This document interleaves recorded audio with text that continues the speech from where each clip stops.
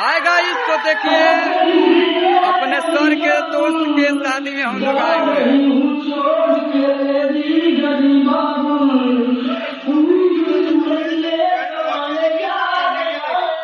देखिए लाल बाबू भैया भी आए हैं।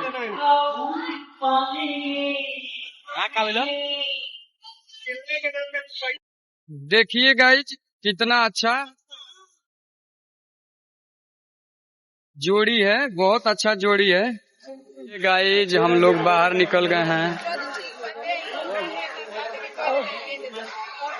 कितना लाजवाब मैरिज हॉल है, देख रहे हैं।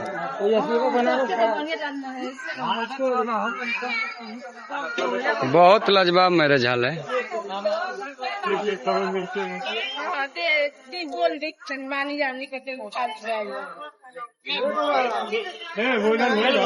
तो देखिए गाइज यहाँ पे लाल बाबू भैया आए हैं, खाना का मैनेजमेंट करवा रहे हैं।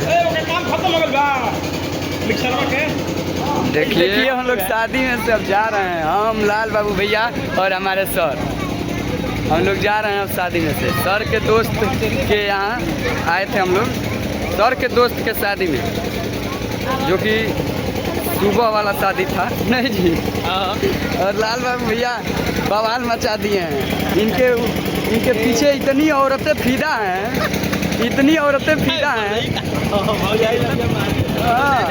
बहुत इनको आने नहीं दे रही थी लोग। इसी तरह हम लोग आए हैं, उसी में बोले हैं कि हटो भौजी ने तो सड़िया खोल दे।